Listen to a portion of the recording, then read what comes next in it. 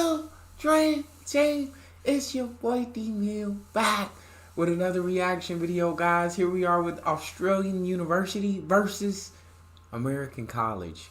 Before we dive into this video, make sure you guys subscribe to the channel, ring notification bell, get a video a thumbs up so it gets suggested. Oh my god! Hello everyone, my name is Jenna and today I'm going to be talking about the differences I have found between American college and Australian uni. So I've been attending college in America for 3 and a bit weeks now, and just in those 3 weeks I have seen a lot of differences. Some of them are good. I'm not really sure which ones are good because now I'm looking at my list again and I'm like, ooh, these are actually kind of crappy. So I never realized that Australian unis are really lazy in a way. You don't have to go to class anywhere near as much, you have less assignments to do, and it's actually easier to pass. So coming over here was a real eye-opener and kind of... Why did I go to college in the wrong country? That ain't fair. It ain't right. I went to college in the wrong goddamn country.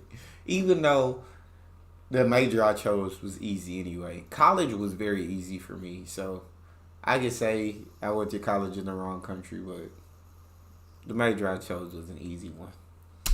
Kind of a shock for me for a lot of different reasons. So these are the main differences I have found between American colleges and Australian unis. Number one, the number of classes you have to attend. So back at home, I could make my timetable and get away with only going into uni once or twice a week because all of my classes, I'd only have like 2 contact hours for it or something. So I'd have a lecture and then a tutorial. So I'd just put them one after another. Or I would literally just have a 2-hour lecture or a 2-hour tute. That would be the entire time that I had to be at class. Over here, I'm at class 5 days a week. I literally have 3 classes that run on a Monday, Wednesday, and Friday. Like they run every one of those days. I have 1 class that runs on a Tuesday, Thursday, and I have an online class as well, which is insane to me. So on a Monday, my schedule is I have a medieval class from 9 till 9:50. I then have my American literature class from 10 till 10:50. I then have a break, and then I have my creative writing from 2 till 2:50, and that is on Monday, Wednesday, and Friday. So every single one of those days I have those classes. On a Tuesday, I have my mythology class from 9:30 until 10:45. So that's a longer class. That's an hour and 15 minutes, and that's just a lecture, and I have that twice a week. And then I also have my Victorian Studies class for my online class. Therefore, I'm on campus and I'm at uni more often than I would be at home. So That does sound right. That does sound like a typical college schedule.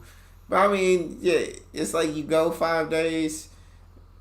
But I mean, when you're going like to class only 3 hours a day, or Tuesday, Thursday, 1 hour a day, that's like barely going. It's very easy. It's super easy to do that. You feel me? But also, I feel like once you start out, you kind of got to do that 5 days a week thing. But once you kind of figure out the system and you get into your major classes and you learn how to stack your classes, then you can either get it to where you only have to go 2 to 3 days a week because you can just stack your classes on those 2 to 3 days. But I mean, when you're just taking 3 hours or 1 hour a day, like, that's easy. That get that to me all day. I wish I could go back to college. That would be nice. Can I just reverse my life? Like, when did I graduate college? I graduated in 2017. So let's go back about 8 to 9 years.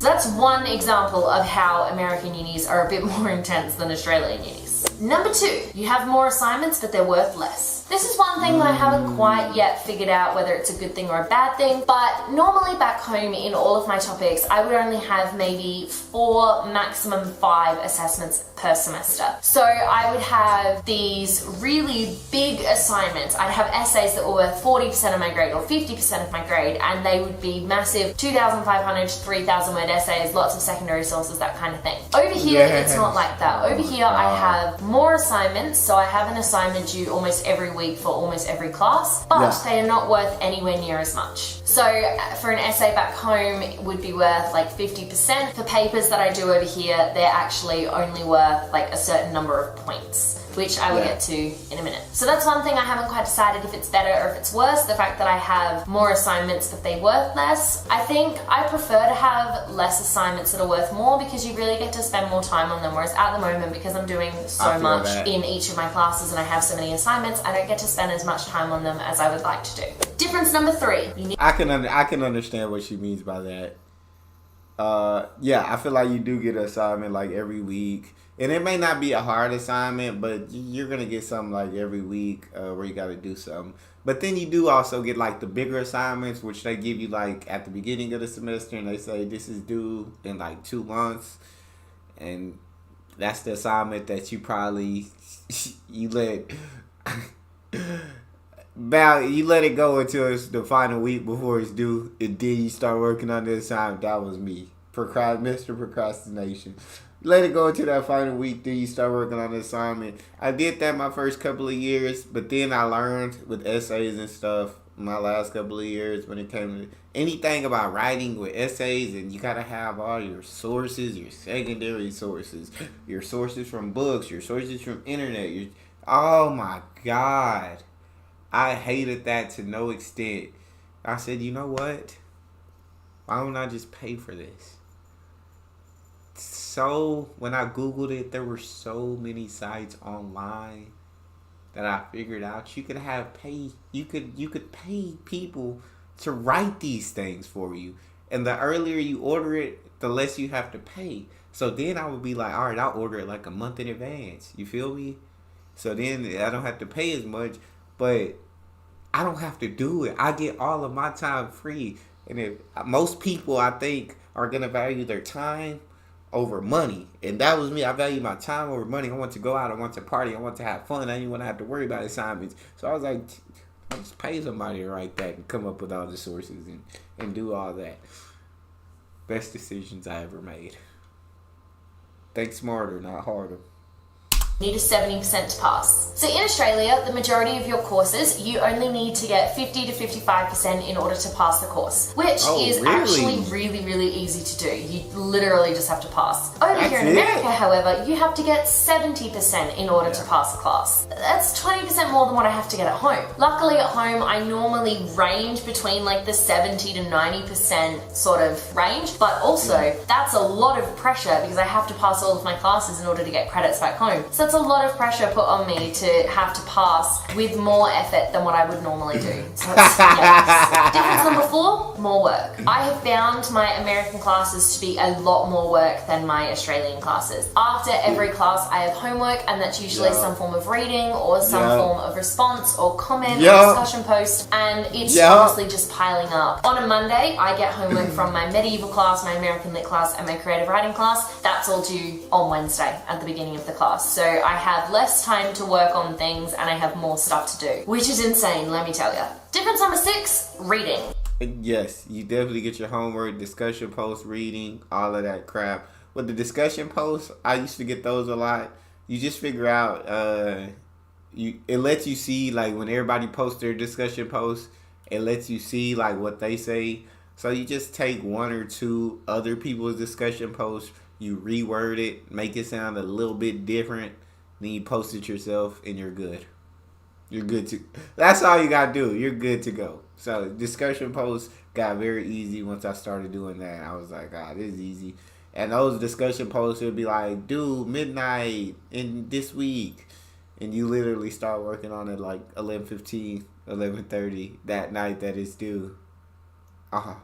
Gosh, I miss college.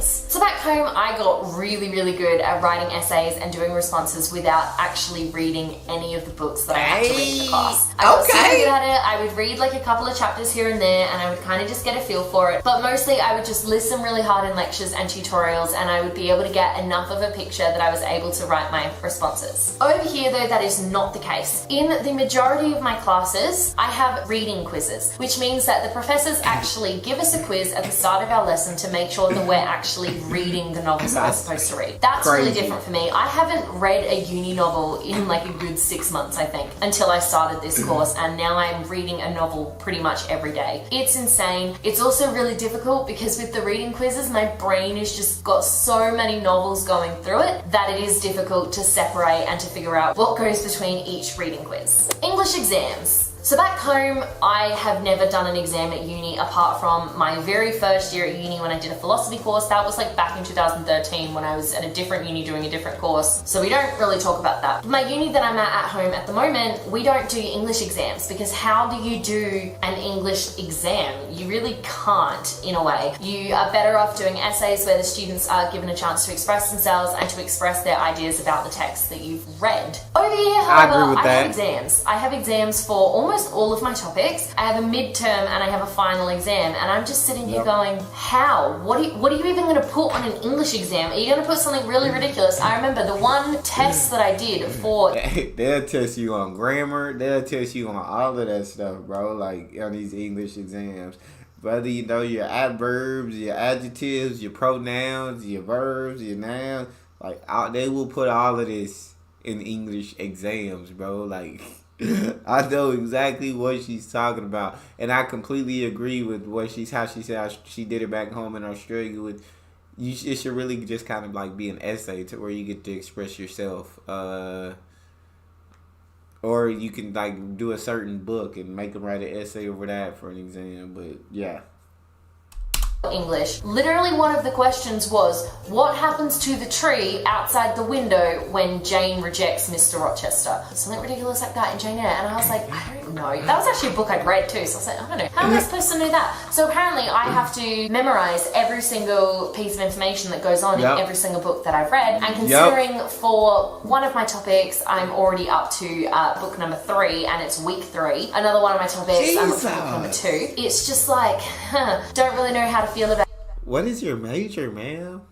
Look at those books behind, man. What is your major? Exams. I don't know how to study for them. It's been years since I've done one. It's literally been 6 years since I've had an exam. I don't know what to do. Absences. So back home, you are only supposed to be absent from 2 classes and then you get told that you will fail. However, you can easily get around that by sending emails like, oh, I have a family emergency, and then it's all fine. Not that I've ever done that or anything. Here though, if you are absent for more than 5 or 6 of your classes, depending on the class that you are actually in, and you either don't have a reason or you do have a reason, apparently it doesn't matter. If you're absent more than those times, the professor will drop you from the class without warning. They will just drop you and you'll show up and they'll go, what are you doing here? You're not in this class anymore. That is after you've paid for it, and I'm just like, what? Yeah. That is insane. Even if the absences are, like, you have a reason for them, you still get dropped. So that... And the thing about that you hate so much is that in class, all they're going over is like they're lecturing from like a PowerPoint or something, that at the end of the class, they will tell you, hey, I am going to post this online so you can go over and study it. Well, if you were going to post it online, why do I need to be here in class? I can just look at it online. I always hated that so much. I hated classes where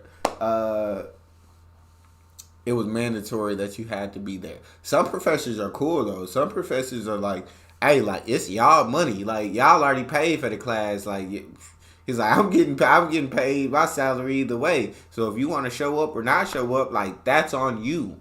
You're the one who paid for it. That's on you. And then I'm like, cool. Well, they put their stuff online too. So, well, I'm not going to come to class then. If it's not mandatory for me to come, I'm not going to come. I'm just going to look online over what you put. I'll show up. You just really got to show up. For those classes, you just got to show up to take the exams in person. That's it. And I love those professors that do that. There's not a whole lot of them, but sometimes you would get that professor who's like, I mean, whether you come or not, you paid for it. Know what I'm saying? Got to be here for the exams. But other than that, you did not have to show up to pass the class.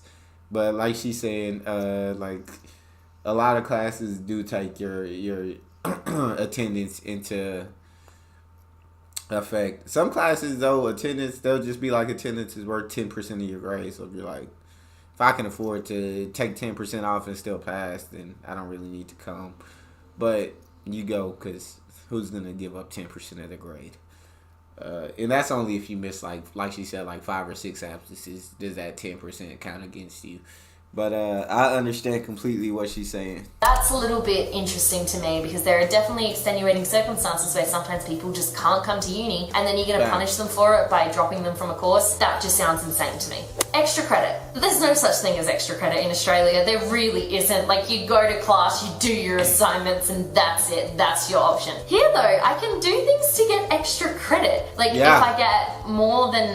I do more in the quizzes, I get extra credit. I think in one of my classes, I can literally go watch a lecture put on by the English department, and I can do a write-up about it, and I can get extra credit. So you want me to do... Yes, sir. She's explaining it perfectly. Extra work to get points for something that I could just spend time doing my assignment? That makes zero sense to me. Like, why don't people just do their assignments and really spend the time on them and get the points that they need instead of wasting time doing something else to get extra credit? Like, it makes no sense. It literally makes no sense. Handing in assignments. Back home, Australia is getting really good at this whole saving paper and recycling thing. So we hand up all of our assignments, and then our lecturers and our tutors, they grade them online. Over here though, we have to print everything and hand it in class. In paper format. Why? What a waste of paper. Oh, wow. Because think about it. And if you don't have a printer, you have to go to the library to print, where they're going to charge you like 5 cents a page to print. In each of these classes, you have, 30 or so kids who are all handing in 35-page assignments. Think about how much paper that's wasting. Like, just hand stuff in online. That is something that I'm really not coping with. Points instead of percentages. So back home, each of your assignments is worth a certain percentage of your grade, and then when you get your grade back, you get the percentage. Over here, everything is worth points. So like, I'm doing stuff in my Victorian Studies class at the moment, and each week I have to hand in a homework and I have to hand in discussion posts, and they're worth 10 points each. I'm like, what? Very confusing. The grades themselves. Back home, we have 4 passing grades. We have a high distinction, a credit, and a pass, and then depending on which uni you are at, you might have pass 1, pass 2, and then you've got fail. Over here, it's like A, B, C, D, F, and only A, B, and C are the passing grades. That's taking a little bit of getting used to, and the fact that you have to get 70% is taking a lot of getting used to. It's fine, it's only week 3, I'm sure I've got this. Word counts. Back home, pretty much all of your assignments are by word count. So I'll get given an essay and they're like, we want 2,500 words on this essay, and then you have a plus or minus 10% leeway. And I'm like, cool, I got this. I can write 2,500 words easy. It's not easy, it's actually very difficult. Over here though, everything is like 2 to 3 pages long. So I have an assignment due in a couple of weeks for my mythology class, and the requirement is it needs to be 2.5 to 3 pages long, maximum 4. It doesn't make a lot of sense to me. It actually makes me kind of nervous to have to do like pages and not words, because at least when I have words, like I have a word count that I can look at and that I can go for, but when I've got pages, I'm like, that's weird, especially because if it's like 2.5 to 3 pages, I could literally just write 2.5 pages and then just leave it at that, and it just, I don't know, it just seems weird to me. You just write them 2.5 pages and you're done. That's exactly what you do. 2.5 to 3 pages mean 2.5 pages. That's exactly what that means. Unless you just need some extra sentences to finish off your thought, to conclude the paper. But I feel like there's a mixture of both. You get your classes where it's like 2.5 to 3 pages, but you also have your classes where it's like, I want 2,500 words. Like, just use word counts. Those are some of the biggest differences that I have found so far. I might find more as the semester goes on, who knows, but I don't know what I prefer. I think I prefer Australian unis because to me a lot of the stuff seems a lot more straightforward, but to be fair, that could just be because that's where I've grown up and that's what I've been dealing with for the past, I've been at uni for 5 years now. 5 years doing a 3-year degree. I got this. Thank you so much for watching.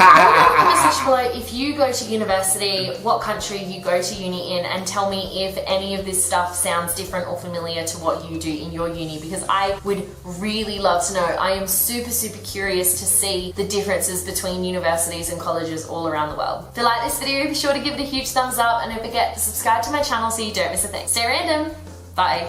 Yeah, I feel like after 3.5 weeks of being at American college, she legit got it spot on. Like, she's spot on with her explanation of how it is. I completely agree with her. There's not much I could say that to disagree. She's spot on. That's exactly how college is. But I freaking loved college. It was so freaking fun. It was so fun. That's all we got. You guys got a favorite video suggestion? You can subscribe to Patreon or drop it in the comment section. It's your boy D Neal. Out.